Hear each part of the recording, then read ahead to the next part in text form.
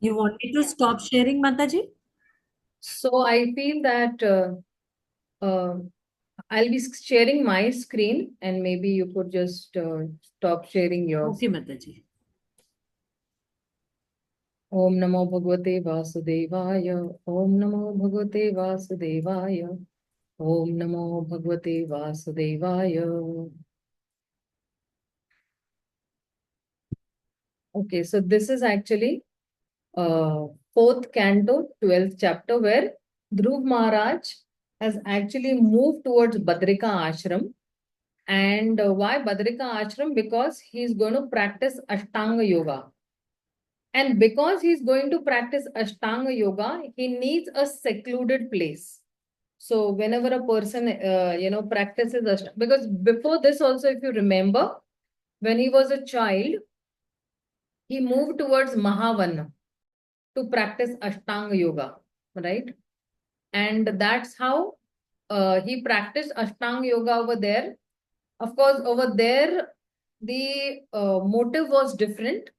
It was, he was a Sakam Karmi, right? And he wanted something from the Lord.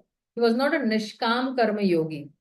He was a Sakam Karma Yogi. But being a Sakam Karma Yogi, he slowly, when he took the darshan of the Lord, he became a Nishkam Karma Yogi. And over here also, Dhruv Maharaj is moving towards actually Badrika Ashram, where he will be purifying his complete senses. And once he purifies his complete senses, then, because when you say Ashtang Yoga says Yam, Niyam, Asan, Pranayam, Pratyahar, Dharana, Dhyan, and Samadhi. These are some of the ways where the Ashtang Yogi, he practices some different steps, or these are different levels. Let me just share you the white screen and on the white board.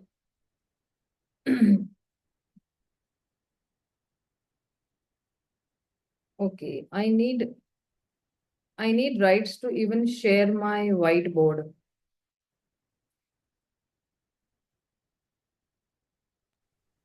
Hare Krishna, Mataji, you are already the co-host, Mataji.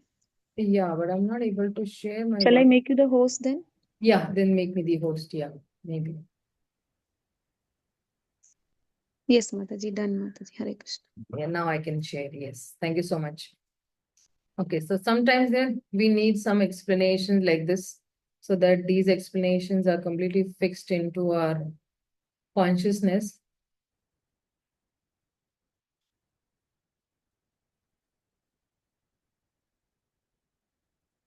Okay. Then I have. So I have this is Ashtang Yoga. And I'm going to explain the whole process of Ashtang Yoga in a very short while, maybe in a minute, maybe in 10 minutes at least.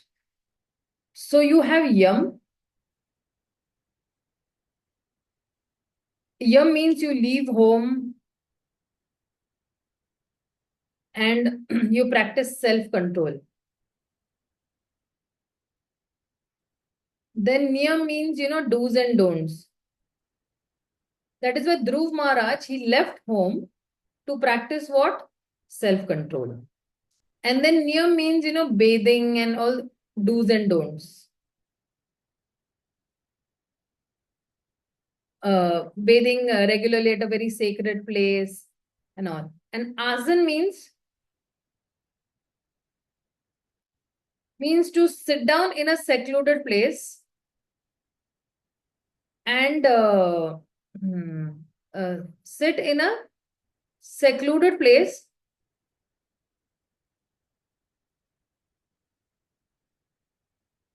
and it should be a sanctified place. That is why he took Badrika Ashram, okay? And then is pranayam.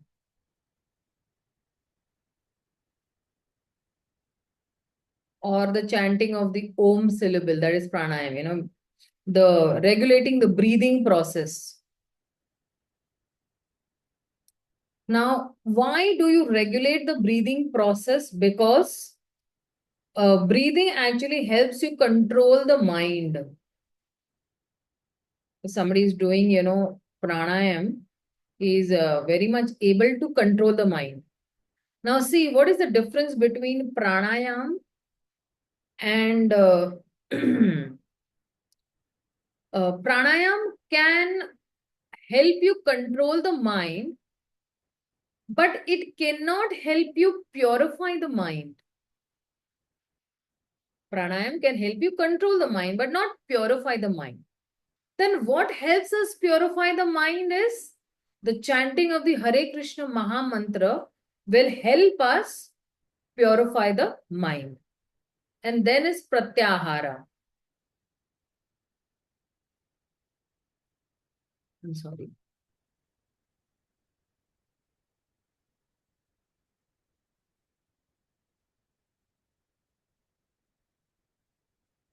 Pratyahara, it is actually helping to withdraw the mind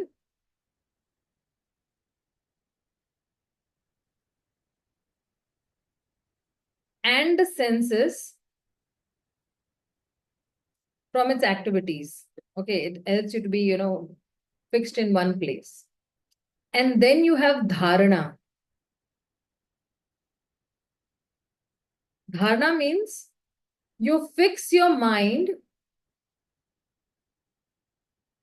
and, fix your mind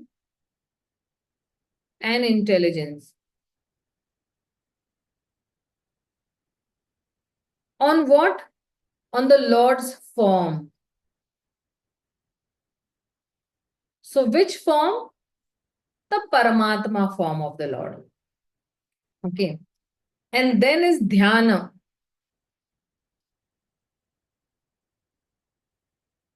So dhyan means meditation. So you meditate on what? You meditate on each limb of the Lord. You meditate on each limb of the Lord and you, without deviating from the conception of the whole body of the Lord. Okay, that way. And then you have samadhi. This is the Ashtanga Yoga process. We have seen this in the 6th chapter of the Bhagavad-gītā. But a more detailed one is actually in the 2nd canto, 1st chapter itself only. So what we do is we completely reconcile the mind in the Supreme Lord. Okay, without any other thought. Complete, that is called samadhi. Now, what does this, dharana do? When we say dharana, okay, when I'm saying dharana, what does this dharana do? This dharana destroys the contamination of the mind. The mind is completely agitated, and that is the contamination. The mind is agitated by Rajogun and it is bewildered by Tamogun or ignorance. So then this yogi, the Ashtanga yogi, who sees the Lord through dharana, then quickly achieves his goal of liberation. See, the goal of Ashtanga yoga is liberation.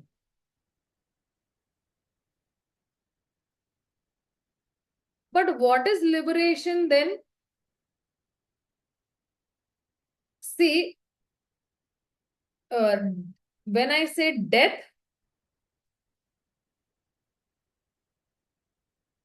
death means actually,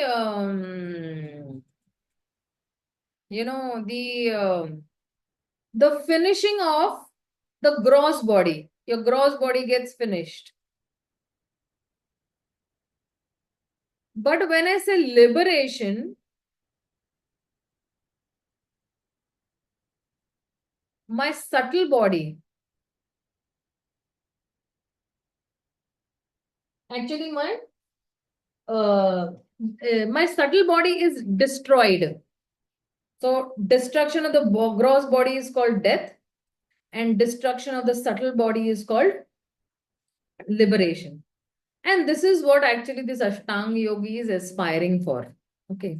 He wants to actually completely get himself liberated as such. Now, this, because see, if you see that there are two types of yogis, when you say dhyan yogi, because he is doing dhyan, he is meditating on the Lord.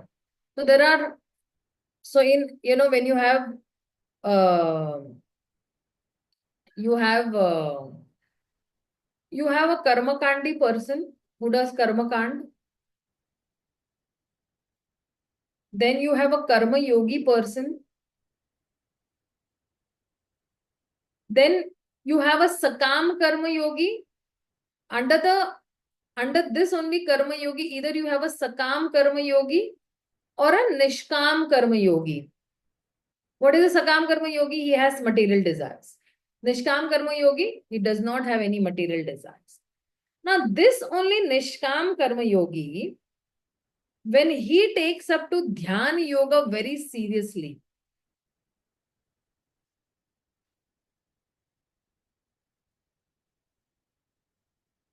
okay. So there are two types of dhyan yogis. One is the person who has no material desires. No material desires? Yeah, no material desires. Correct.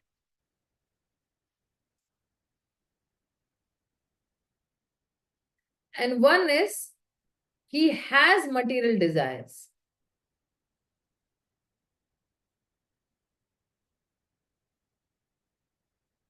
Okay. So this person who does not have material desires, on whom is he meditating on? Paramatma.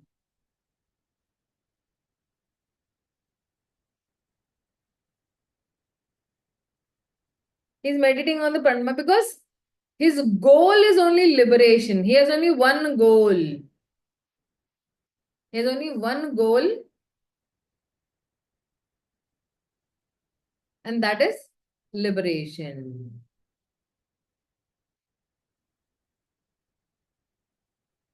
His goal is only liberation. So that's how, when his goal is only liberation, then he goes back home, back to Godhead. But there is another yogi who has material desires. So the one who has material desires is recommended that he meditate on the Virat Roop. We have seen this in Canto 2. Okay. It is just maybe a revision for you all. And see, the Virat Roop meditation is also a bona fide process. Because if you see, when Brahma, when he has to do creation and when he forgets, you might wonder that how can Brahma forget? But he is also Jiva. So when he forgets, then he actually meditates on the Virat Roop and then he is able to do creation. Right? So then the goal of this Virat Roop is he has some material desires and he is recommended to meditate on the Virat Roop of the Lord. Now, while meditating on the Virat Roop of the Lord, if he finishes all his material desires, then he meditates on the Paramatma form of the Lord. And when he meditates on the Paramatma form of the Lord, he goes back to Godhead. But while meditating on the Virat Roop, if he still has material desires, then he gets Krama Mukti.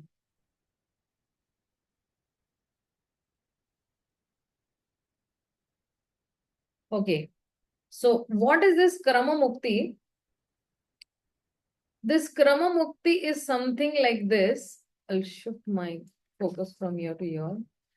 So in Krama Mukti, this person, he goes to Vaishnavar Loka. Vaishnavar Loka means the planets above the earth planet. Okay. And, that is the first stop for him. And that is the planet of the deity of fire, Vaishnava Loka. Because over there, then he is cleansed of all his desires. And then he goes to, so the first thing that he actually reaches, the first stop is Vaishnavar Loka. Then he goes to the next stop. When he's cleansed over there, then he goes to Shishumar planet. And over there, actually that Shishumar Loka is actually the navel of the Lord. And it is the pivot for the turning of the universe, when the universe turns, right? So it is relating with Lord Hari. So then he reaches the Shishumar planet. And then he reaches the Mahar Lok, where, all these sages like Bhrigu and all live. And then he goes to Brahma Loka, where there is no lamentation, no old age, no death, and no fear. There he feels compassion for the non-devotees who are suffering over there. And after reaching Brahmaloka, if this yogi, he desires to stay until the end of Brahma's life, then he attains liberation at that time with Brahma. But if he desires liberation, before Brahma's life ends, then he pierces again those 7 coverings of the universe and he enters the Brahman.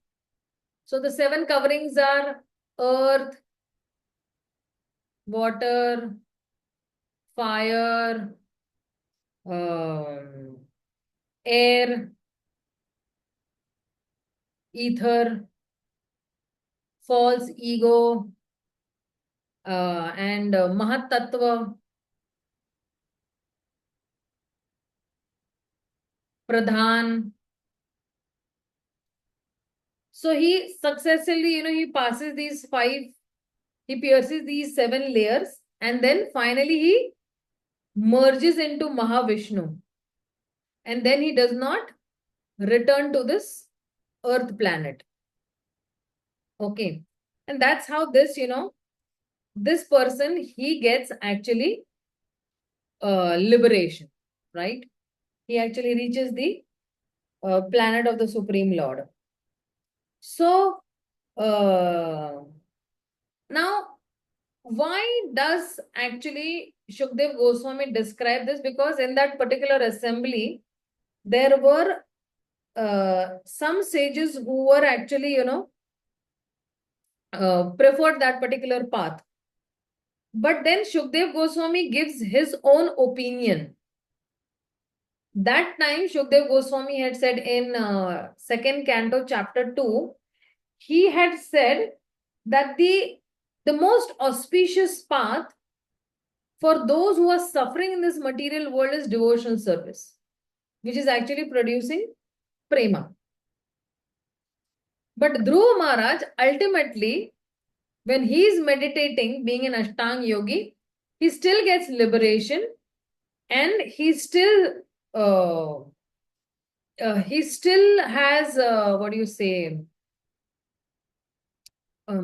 he still achieves the Lord's abode. So this is actually Dhyan Yoga. Or you can say Krama Mukti also. Because the Dhyan Yogi, those who have no material desires, they actually meditate. And they get direct mukti through Sat Chakra Yoga. And for others who have Krama Mukti, then they have gradual liberation. So this Krama Mukti is actually gradual liberation from this material world. Okay. So this is the explanation for the first shloka. If you all want, I will share this PDF and maybe you could take advantage of it. Okay. Now let's come to the second shloka. Hare Krishna Shobha Mataji, you can read the shloka. Barnali Sen Mataji, you can read the translation. Hare Krishna Mataji, Dandavat Pranam. Shloka number 18. Srila Prabhupada ki jai.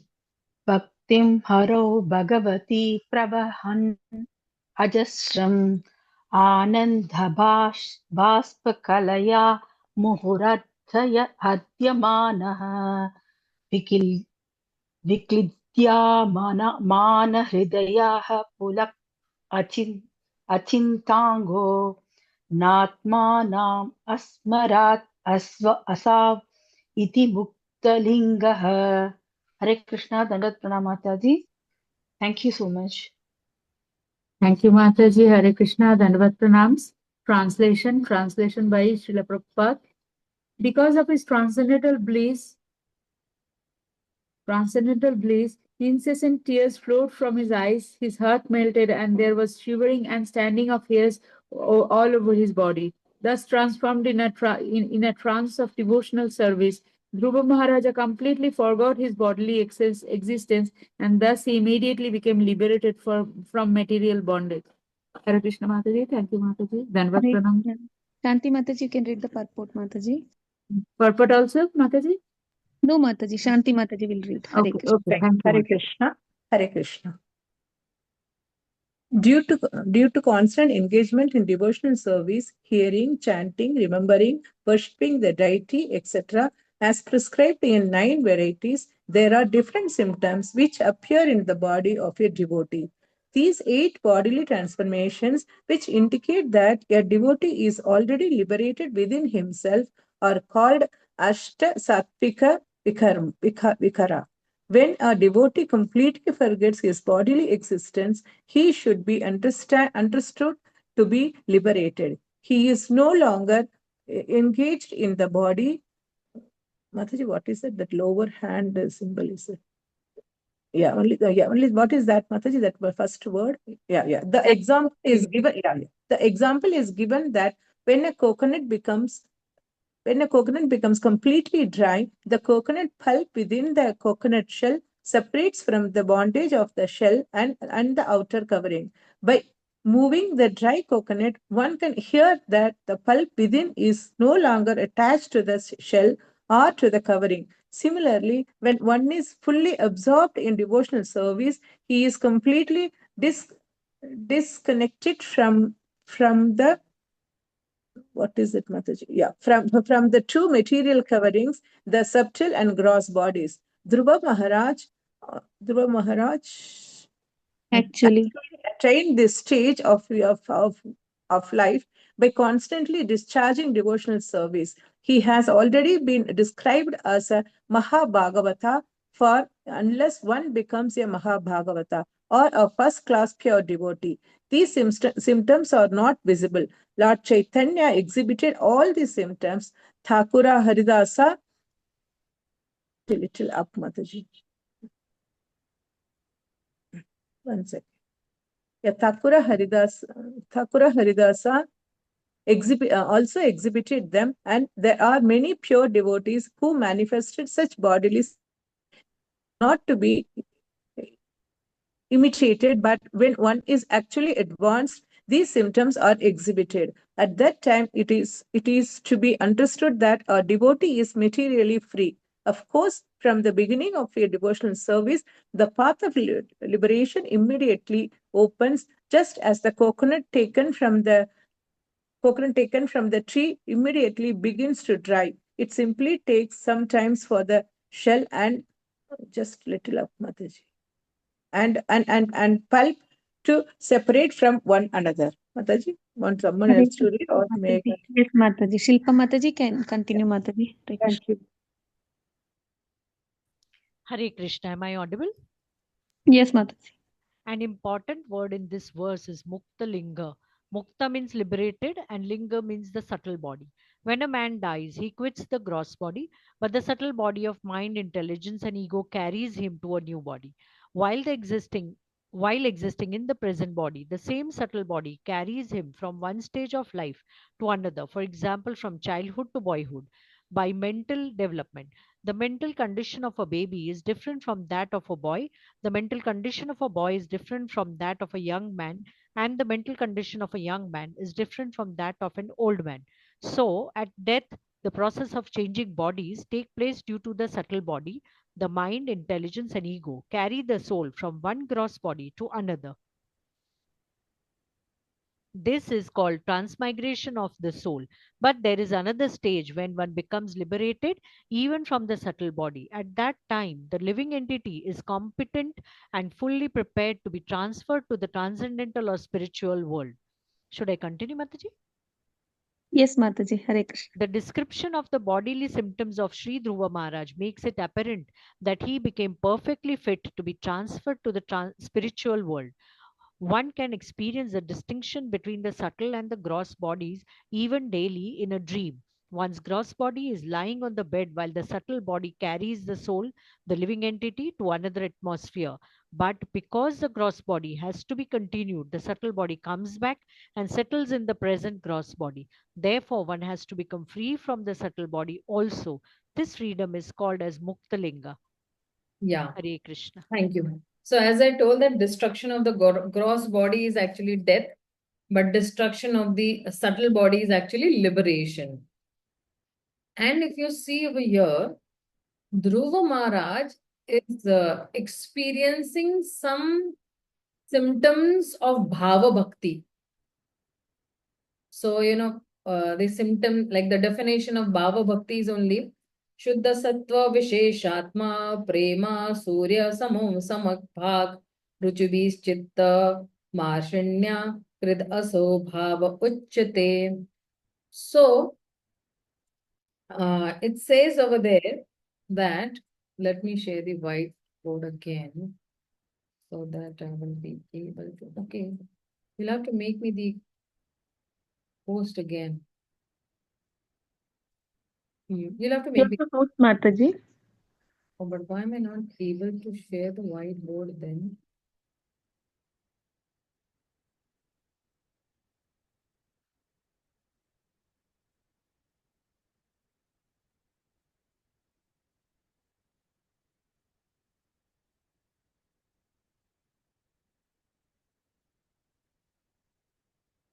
Okay.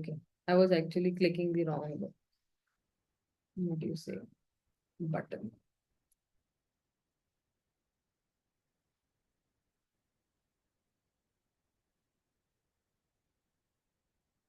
Okay, so let's just see about Bhava Bhakti.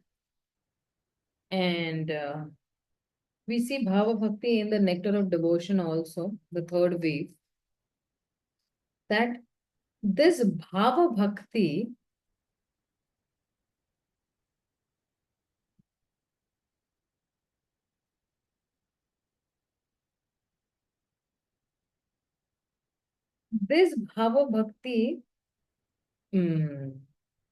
the essence of Bhava is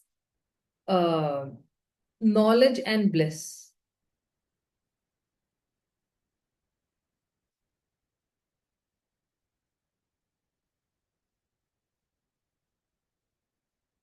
And which two energies work? The Samvit Shakti and the Halladini Shakti work. Okay. Because that is why it's saying that Shuddha Sattva Vishesh Atma. Shuddha Sattva. And then he's saying that Prema Suryamshu Samyak Bhakaha. So this Bhava is actually a ray of the sun of Prema. It's a ray of Prema. The ray of the sun of Prema, which will soon arise. As soon as somebody is attained Bhav, he will definitely achieve, or definitely Prema will arise in his heart, for sure. Right? And then he's saying that, because this is the definition of Bhava Bhakti, and then he's saying that Ruchibhis Chitta Mashrinya. So what happens is Ruchibhi, chitta. Chitta means the heart. What happens with bhav? When bhav comes, the heart softens.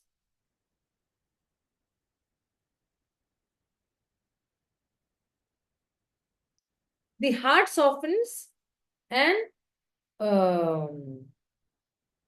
it softens for whom? It softens for actually Krishna. So when bhav softens, the heart with desires for attaining Krishna or pleasing Krishna and to be friendly with Krishna.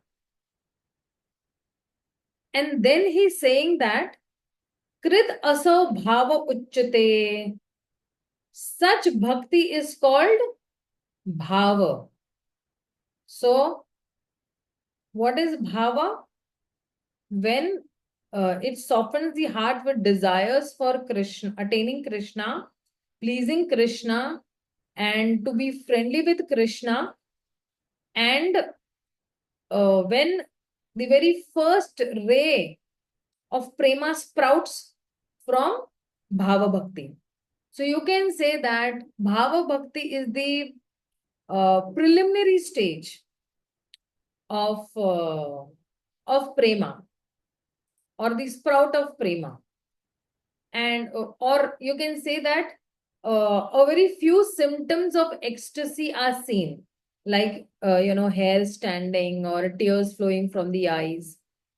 But when a particular person reaches the prema level, then all these symptoms of ecstasy, then they manifest in 100% in prema stage.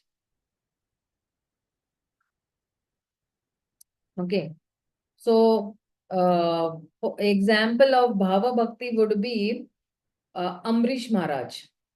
Amrish Maharaj, when he was meditating on the lotus feet, see, over here, Dhruv Maharaj is also meditating on, the lotus feet of the Lord and the whole form of the Lord. And Amrish Maharaj also, was meditating on the Lord's lotus feet. And he developed slight heart transformations of the heart, like, shivering and, tears in his eyes. We'll be seeing that in the 8th canto. And that is why this bhava bhakti is called Swayam Prakashah.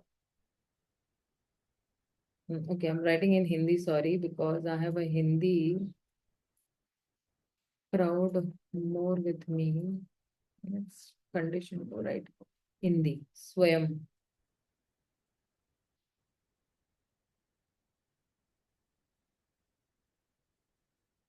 It is self-revealing, and it appears to manifest by the mind, and it becomes the state of mind. It becomes actually your bhav. When I say na, it's actually an emotion.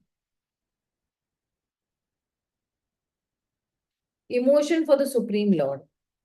So, the nature of bhav is taste itself. What is the nature of bhav? The nature of bhav is taste. Right? And it also acts as a cause of tasting the sweetness of Krishna's pastimes, Krishna's form, and qualities. Nam, Guna, Roop, Leela. Okay, that way. And his associates also. So, and this only bhav, in the future stages, it will turn to Mahabhav and, all these stages, And so what is the difference between bhav and prem? So in prem, the heart will soften completely to 100%. In bhava, still, there are some, traces. Like, for example, in prema, if it is 100%, then in bhav, it might be like, 98, 99, that way, percentage. But in prema, the heart will soften completely. Now, somebody might ask that, okay, you're saying about bhav bhakti, but what will cause bhav bhakti? How will I attain bhava bhakti? What will I do to attain that bhava bhakti? So the cause of bhava bhakti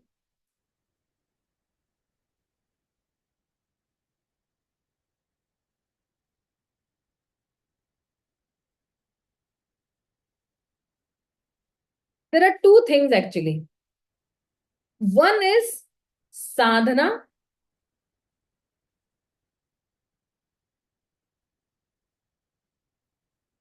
and the other is mercy of Krishna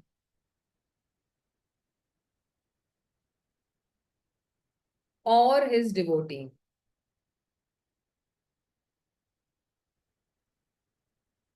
So in actually Sanskrit, sadhana abhinavesha is said. And there's the first cause. And the second cause is Krishna tat bhaktayo prasad. Either Krishna's prasad or mercy or the devotee's mercy. Now, these are the two causes for bhava. So through sadhana bhakti, you keep on, absorption in sadhana till the stage of nishtha and the previous association of great devotees, then that will cause. And the first way is a very normal way. The sadhana bhakti is a very normal way. And although we should actually expect and hope for Krishna's mercy, and we should not sit idly waiting for Krishna's mercy, but we must execute some sadhana bhakti or some sadhana for bhakti. Sometimes, somebody, like for example, somebody might receive some honorary degree from the university, without attending the school. But that doesn't mean that one should avoid school and expect to, automatically receive an honorary degree. That's not the way. So even this sadhana abhinivesh is of two types. One is arising from Vaidhi sadhana.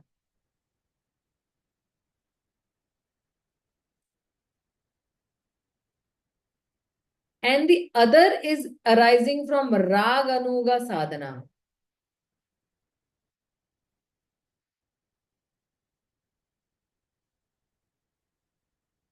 So when you say bhav arising from Vaidhi sadhana, Narad Muni, in the first canto, when we had seen that Narad Muni, in the association of the Bhakti Vedantas, who mercifully actually, gave him the permission to hear Krishna Katha. And Narad Muni heard the topics of Krishna Katha and he became very attracted. He started developing ruchi. And by listening to them very attentively, then he started having asakti and his bhav for Krishna appeared, right? And then prema appeared in him, and the coverings of this passion and ignorance and all, they kept on vanquishing. And in the association of devotees, Krishna Katha is pleasing to the ear and the heart. Only in the association of devotees, Krishna Katha is pleasing to the ear and the heart.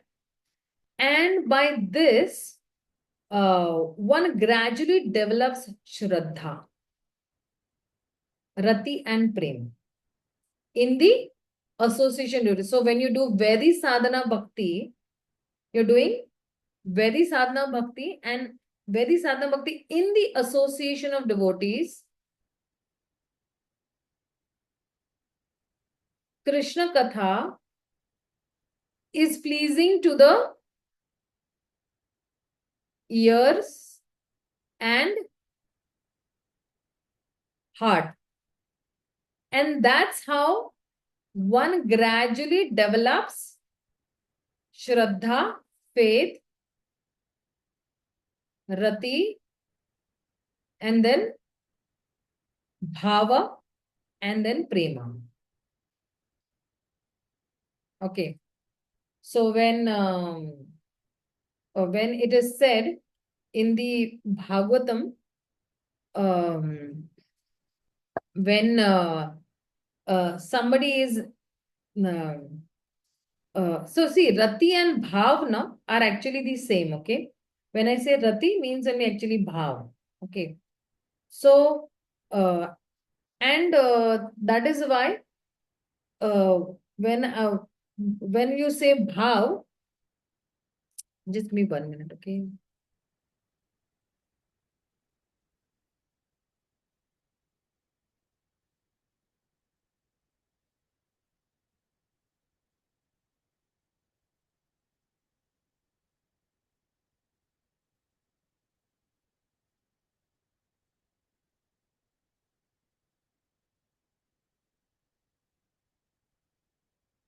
So when I'm saying that Krishna Katha in the association of devotees is very beneficial, in the third canto,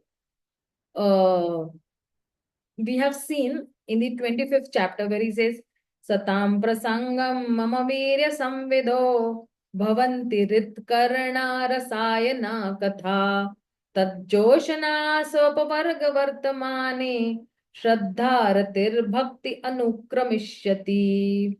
So there he's saying that when in the association of pure devotees, the pastimes of Krishna are discussed, that is very pleasing and satisfying to the ear and the heart. So you can actually give over here 3.25.25 number shloka.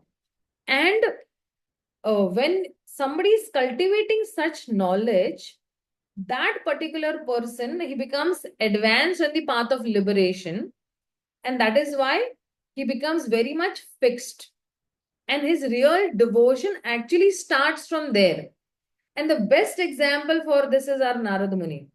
He immediately, developed. So that's how, he gets this Rati and Bhav. Now let's come to Raganuga Sadhana. Okay, this Raganuga Sadhana is what? Bhav arising from Raganuga Sadhana. One is Bhav arising from Vedi Sadhana, and the other is Bhav arising from Raganuga Sadhana. Just like, you have a girl and she has a very joyful heart. She's eager to dance the whole night and please the Supreme Lord. And, she gets the grace of the Supreme Lord. She's dancing for the pleasure of the Lord and very spontaneously she wants to dance. So when she's dancing in front of the deity form of the Lord, she's actually getting mercy of the Supreme Lord.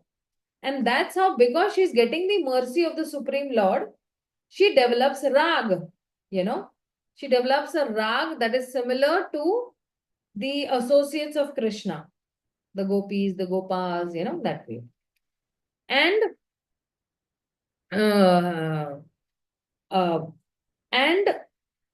that particular rag, that the highest form of rag, which which somebody expresses for the Supreme Lord, or you can say that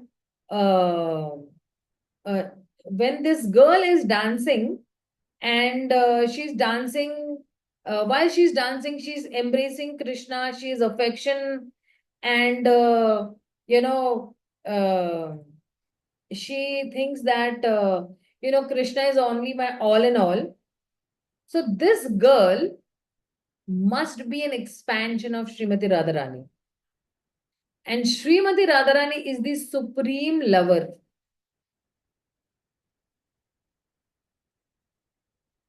Of Krishna. Then what does Radharani do when she sees such a girl? She says that, hey, this girl, she has so much of attraction and affection for my Krishna. And she's embracing my Krishna, and my Krishna is also enjoying. So Radharani thinks that let me make her my Sakhi. Let me make her, because when this girl reached the final stage, then Radharani says, okay, let me make her my Sakhi. And then Radharani thinks that she is non-different from me. Right? So that's how, that's how this is bhav arising from Raganuga sadhana. Because when somebody wants to really please Krishna, really wants the aim of life only is to give pleasure to Krishna and not have anything in return, then actually, Srimati Radharani considers her non-different. Okay. So this is about, sadhana abhinivesha bhava. Now let's come up to the second bhav. That is Krishna Tat Bhaktyo Prasad. When somebody gets the mercy of Krishna. So when somebody, somebody gets that mercy of Krishna,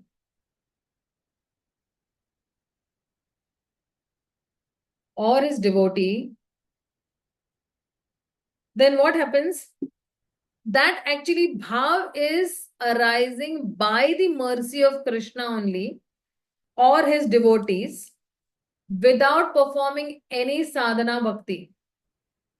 So now even then, this bhav arising from Krishna's mercy, they are of three types. One is vachika, that is mercy by words.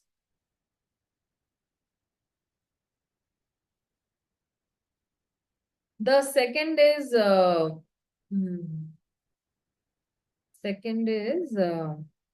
alokadanam.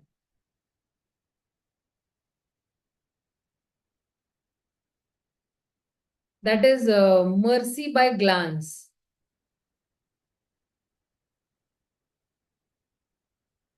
Darshane pavitra kari ei tomar gun. Mercy by words means what? When a pure devotee, he gives you some instructions, he gives you some empowerment, he is giving the mercy of the Supreme Lord. Okay. Mercy by glance. Or sometimes mercy by glance means what? Pure devotees actually, come to give us darshan and they glance at us and we get mercy. Free mercy, they're distributing free mercy there by their glances. Or even for Narad Muni, Krishna just showed him a glimpse or just a small glance, mercy by glance or by showing himself.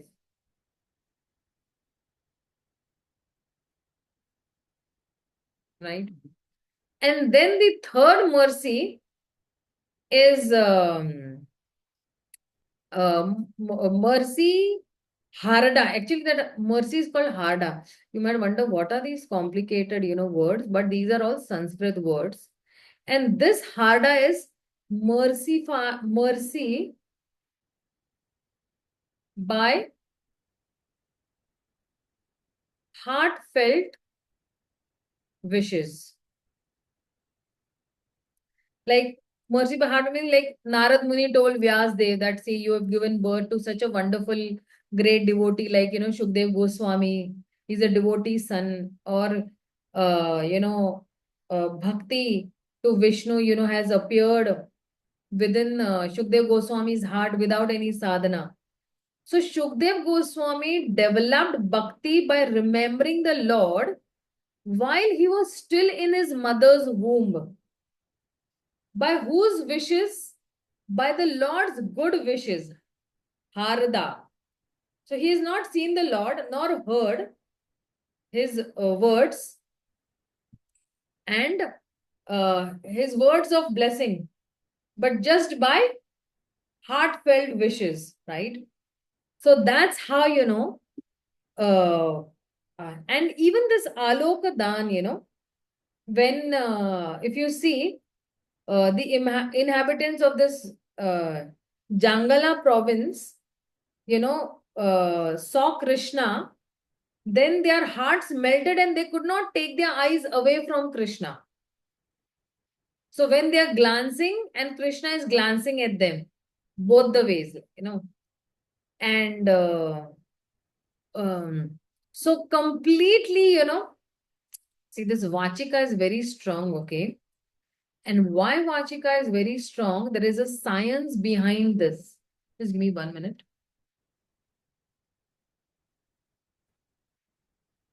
There is a science behind this. When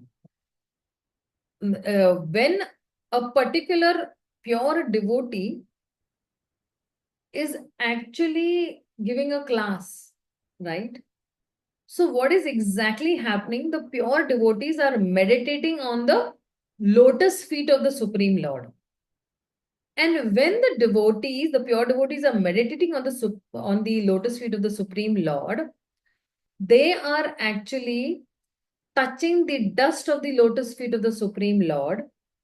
And when they get access to the dust of the lotus feet of the Supreme Lord, through their words, they are actually sprinkling the dust of the lotus feet of the Supreme Lord on that particular audience.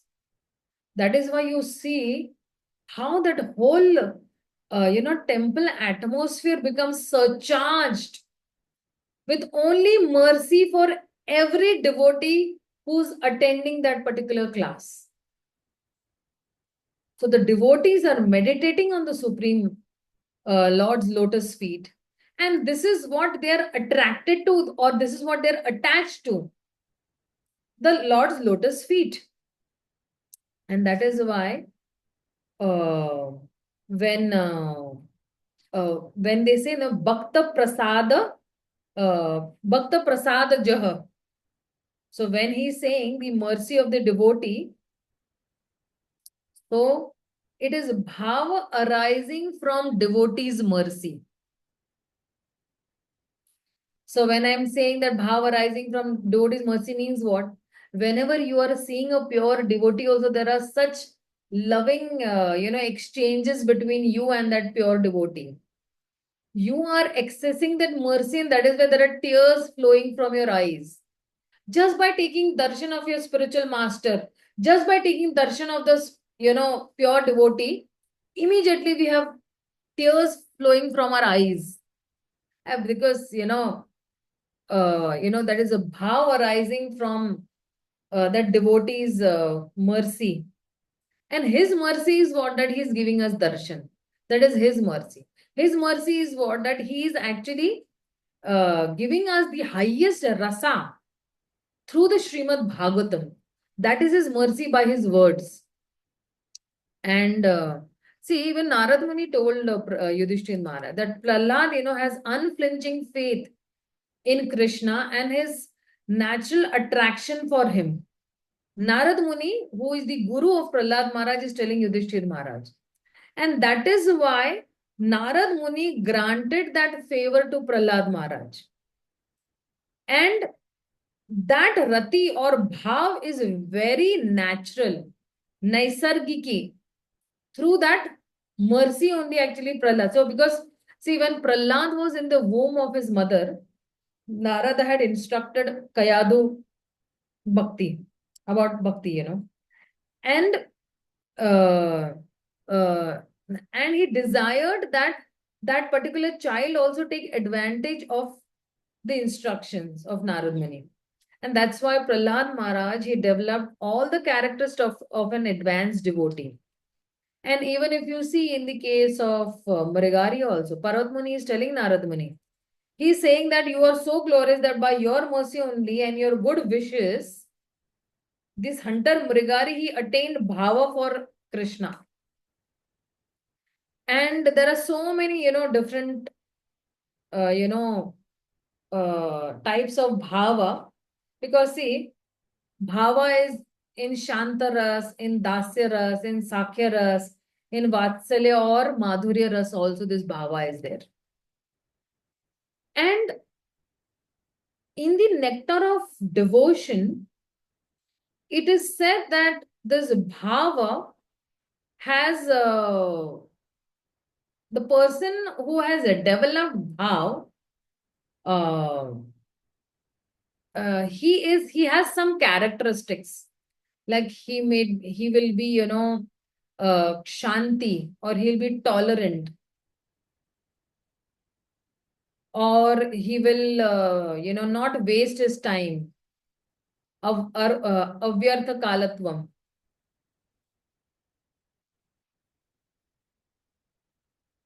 Or he will have detachment.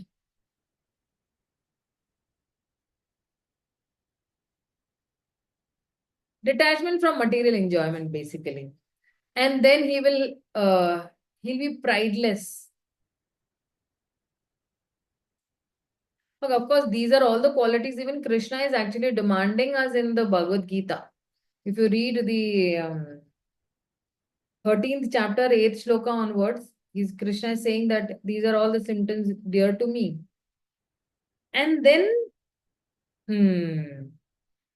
he has taste for the holy name.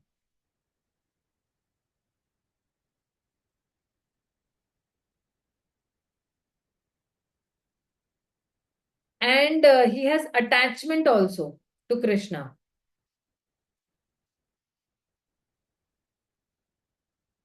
Attachment to Krishna or discussing Krishna's qualities.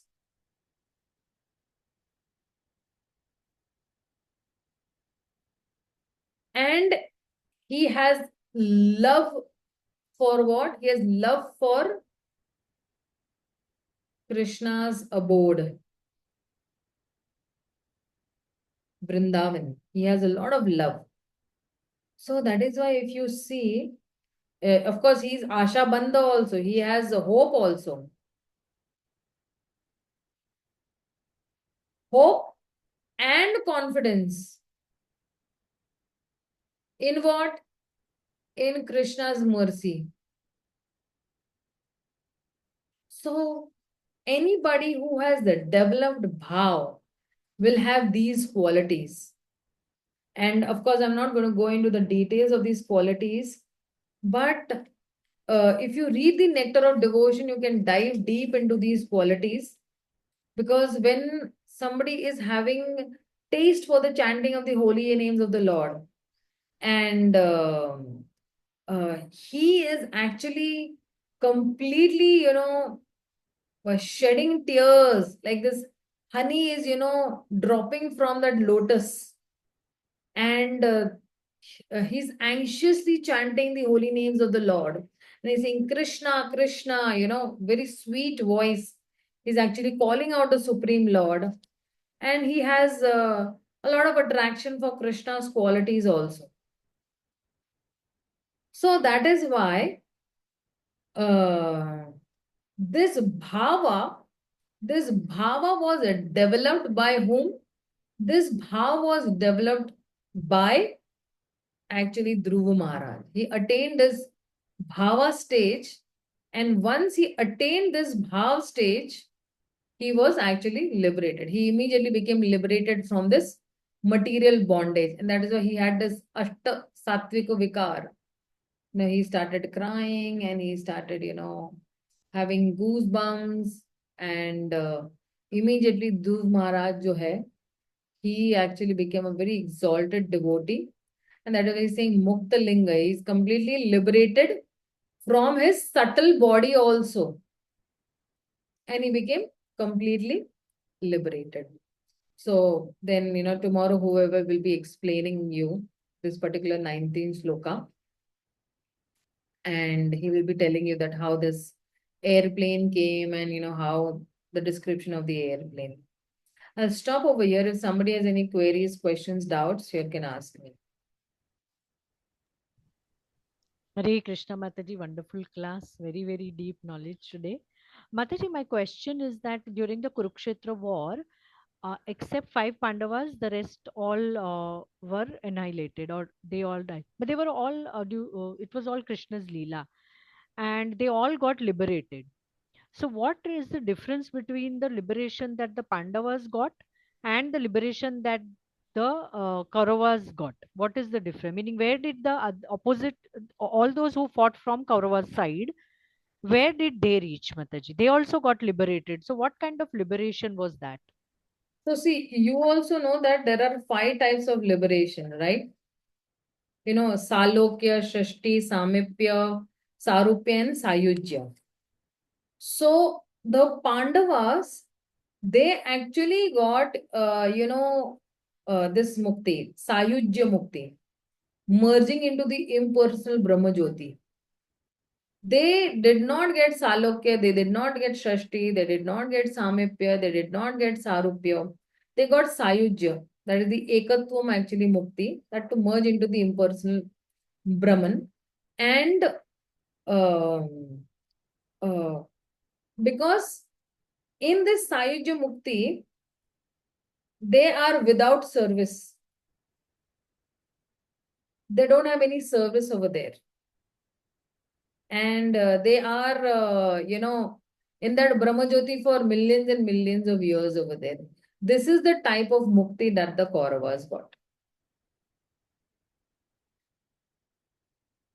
Hare Krishna. Yes, Mataji, Mataji. I have a And the question. Pandavas, what mukti did they get? Because they got Krishna, right? Yeah, see, Pandavas, they got actually they got, they got actually the residence, or they got Samipya to reside close to the Lord. They got Samipya Mukti. They'll be able to reside very close to the Lord. Samip means near the Lord or close to the Lord. This is the type of mukti that they got. They'll be residing very close to the Lord. In Vaikuntha. Okay. So they will be able to serve the Lord also. Yeah, they'll be able to serve the Lord. Right. And the Kauravas are into Brahma Jyoti, so they are not even getting to see the Lord. Yes. Hare Krishna. Thank you, Mataji. Anybody else has any queries? Hare Krishna. Yes, Mataji. There are many raised hands. You Shall I? can just call them out and they will be able to ask. Yes, Mataji. Shobha Mataji, you can ask Mataji. Hare Krishna. Hare Krishna Mataji, thank you. Mataji, like you told that Nishkam yogi is getting liberation, and so the liberation means destruction of the subtle body. So Mataji, what I understood is, please correct me if I'm wrong, that when we are getting liberation, it is destruction of this, and when when a devotee goes back to Godhead, then it is pure by purifying this subtle body or destruction of this subtle body. Yeah, means distraction means only the subtle body, whatever the desires it has, or whatever whatever impurities are there in that subtle body, it completely gets destroyed. And then actually he gets liberation and he goes back home, back to Godhead. But That is what. subtle body in a purified manner goes. Yes, the subtle body in a purified manner goes back home, back to Godhead. Yes. Okay. And Mataji, these who are merging into the impersonal Brahman, the soul is still there. Soul is not destroyed still, no? Yeah, soul can never be destroyed. Yeah. Gita says that the soul is never destroyed. The soul will remain in the Brahma Jyoti for millions and millions of years until unless a pure devotee like Narad Muni or somebody comes and gives association, and that's how they'll be able to come out from that impersonal Brahma Jyoti. And then they come back to Earth again. Earth planet. Then they'll come back to the Earth planet, and that's how again they will purify themselves and then go back home, back to Godhead through the process of bhakti. Okay. And when Mataji, these 7 layers which you told, this devotees don't have to pierce themselves, but a yogi has to. Or Anybody who's meditating on the Virat Roop, then he has to go through this Krama Mukti. But for us, we don't have this Krama Mukti at all. We are directly straight going back home, back to Godhead. Straight. We don't have to go through these all these lokas, Shishumar Lok or Mahar Lok or Brahma Lok. We don't have to go through all these lokas. We will straight actually, go back home, back to Godhead. Thank you, Mataji. Thank you very much. Then with pranams. Hare Krishna. Sunila Mataji, you can ask Mataji. Hare Krishna Mataji, pranams. Mataji, you were explaining that in Brahmaloka there is no old age, death and misery. But then Mataji, in Bhagavad-gītā 8.16 it is said that Abrahma Bhuvana Loka Punaravartino Arjuna. Then why do they fall down, Mataji? See, Brahma Loka is still in the material world. Brahma Loka is not in the spiritual world. Brahma Loka still, because Brahma himself is a jiva. Brahma is not actually, still liberated. He is higher than us for sure, because he possesses qualities and he is a purer devotee than us. And that is why in still Brahma Loka, there will be, death, birth, old age and diseases. Of course, old age and disease is not there, but still there is birth and death as such. There is that no means misery is there, no, Mataji? gross Misery. level, yes. Gross level misery is not there, but subtle level misery is there in Brahma. Okay. Mataji, another question. You said, Mataji, yogis merge into Mahavishnu, that is Karnodaksai Vishnu. Right, Mataji? Yes, Karnodakshay Vishnu. Karnodaksai Vishnu. But he lies in between the spiritual world and the material world, right, Mataji? Karnodakshay Vishnu? Yeah, lies in between spiritual world and the material world, above the material world. Yes. But then the Mayavadis who merge into the Brahma Jyoti, that is a part of spiritual world, but below the Vaikuntha, right, Mataji? Yes. So they are above the yogis, Mataji, isn't it? Mayavadis? Who merge into that is Sayujya Mukti, who gets Sayujya Mukti.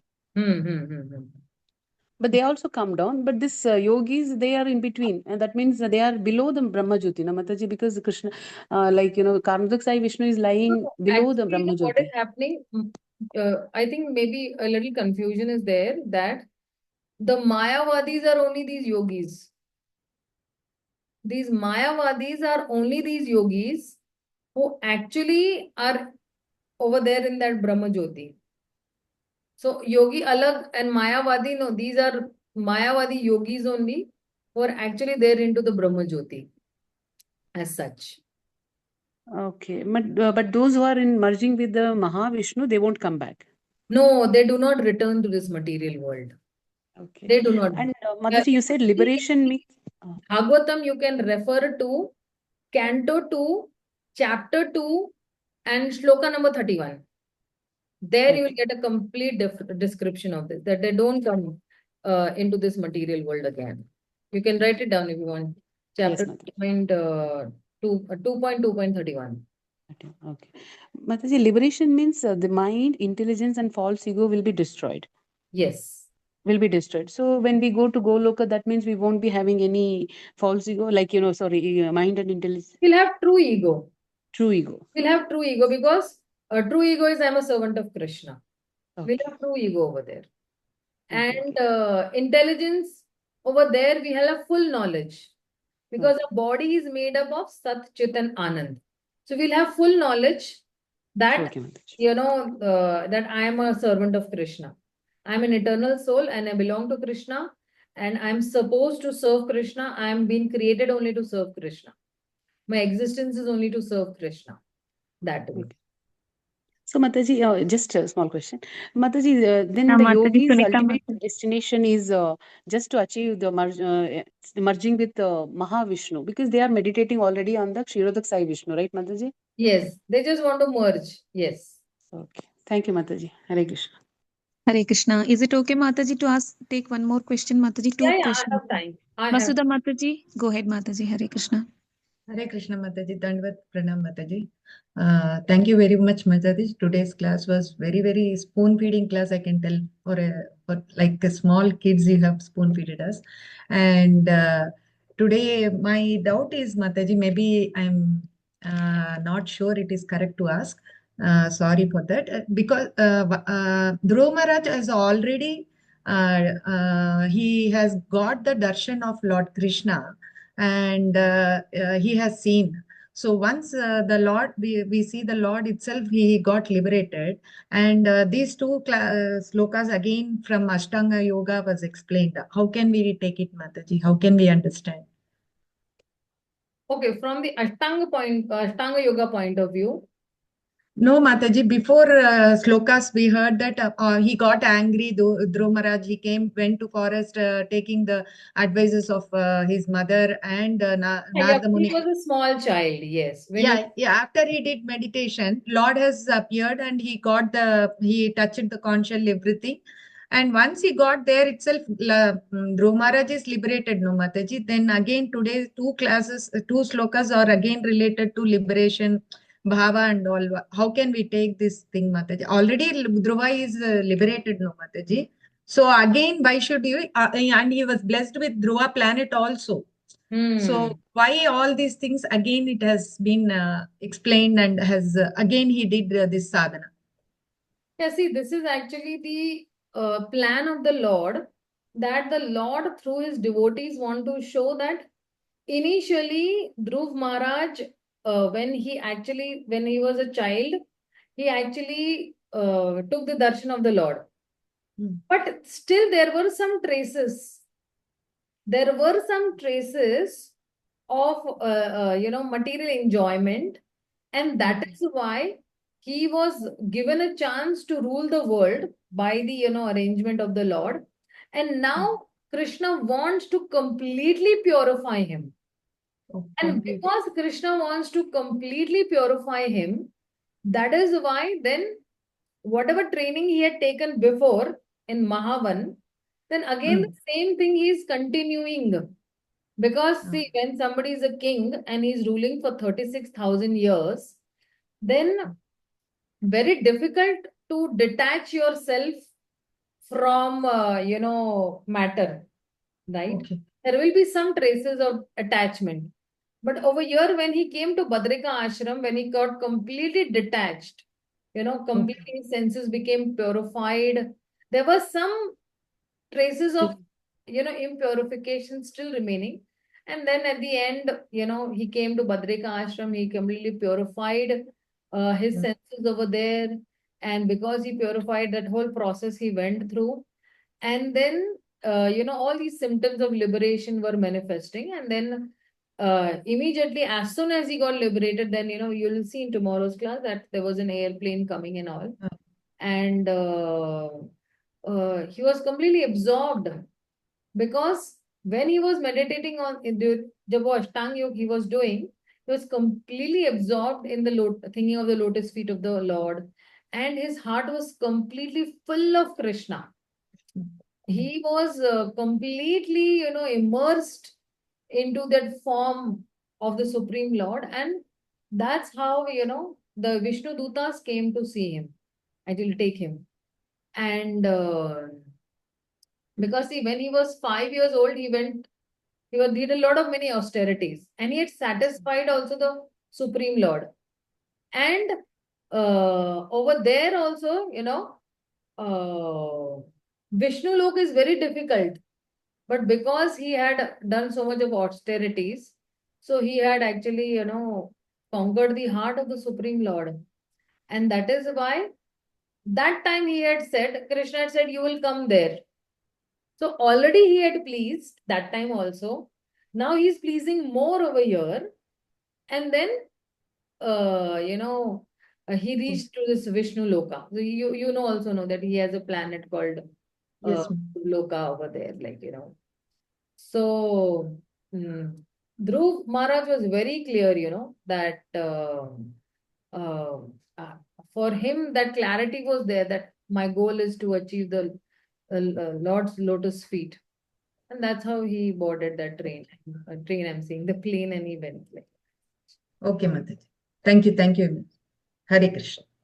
Hare Krishna. Thank you so much, Mataji. One last question, Mataji, from Śrī Caitanya Mataji. Hare Krishna, you can go ahead, Mataji. Hare Krishna, Dandvat Pranam, Mataji. Sorry for my voice, I'm not well. Mataji, I wanted to ask, you said Pandavas received Sayujya and the Kauravas received Samipya, right? Yes. So in Sayujya means Sa and Yujya means I will be useful to the Lord. That is what it means. So when we go and we will, as in our souls, not in this life, I don't know how many lives. No, Sayujya does not mean actually Sa and Yujya. Sayujya Okay. means Ekatvam. Ekatvam means to be one with the Lord. Merge into that particular Brahma Jyoti, the effulgence that is coming out from the Supreme Lord's, body. That is merged into that is called Sayujya. So where you talked about the Brahmavadis are also in that same effulgence. Yeah. Brahmavadis also and the Mayavadis also. See, what is the difference between the Brahmavadis and the Mayavadis? Let's understand that also. Just give me 1 minute. To share the screen. Thank you, Mataji.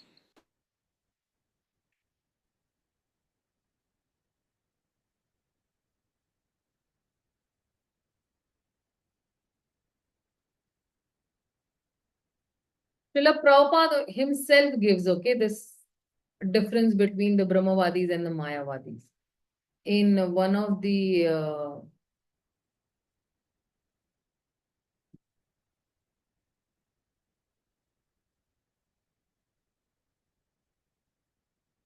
give me 1 minute, I'll just share the screen with you.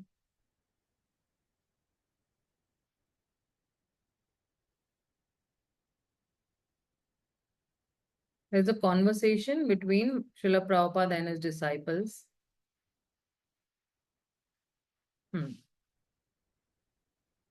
Brahmavadi means those who are aspiring to merge into the impersonal Brahman, effulgence. And Mayavadi means who remains fool forever. They have no knowledge of the Supreme Lord, of Vishuddha Buddhaya. Always they are impure. So see, this is a morning walk and Rishikesh is asking, what is the difference between Brahmavadi and Mayavadi? That you already questioned, we answered. Vadi means those who are aspiring to merge into the impersonal effulgence. And Mayavadi, they do not attain the impersonal realization. Mayavadis remain fools forever. They never leave their material platform. Prabhupada, no, they do not. They have no knowledge. Avishuddha Buddhaya, impure, they are always. Otherwise, how they are thinking, I am the same as God. What is Mayavadi thinking? I am God, I am moving, I am the sun, I am that. So such rascals remain always ignorant. No sense that if I am the same, then why I have fallen down in Maya. They say it's my Leela. I have become a dog. So it is my Leela. I have become a dog. That's my Leela. This is the philosophy. So they are fools, mudhas. Maya aparita jnana. They have been, kidnapped. Maya aparita. Their knowledge has been taken away by Maya. And either you call them a fool or you call them the lowest of the mankind or the most sinful. Whatever we can, they are like that. So all go to qualification. Chaitanya Mahaprabhu warned, Mayavadi bhashe shunile hoye sarna. If you hear from a Mayavadi, then your spiritual life is finished and that is dangerous. Okay, Mataji? Srila Prabhupada himself is answering. Some more clarification you want on this? No, Mataji, thank you so much. My only thing is because everyone is merging there, it's just that the number of the journey is different. That's what I understand. Yeah, right. Thank you. Hare Krishna, Mataji. It was so wonderful, Mataji. So depth knowledge, Mataji. Hare Krishna. Not able to digest. Thank you so much, Mataji. Hare Krishna. Hare Krishna. Wonderful. Shall we end with the prayer, Mataji? Vancha kalpatarubhyascha kripa sindhubhya evacha patitanam pavanebhyo vaishnavebhyo namo namaha. Ananta Koti Vaishnav Vrinda ki jai, Srila Prabhupada ki jai, Gurudev ki jai, Granthrat Śrīmad-Bhāgavatam ki jai. All glories to the devotees. Thank you. Thank you.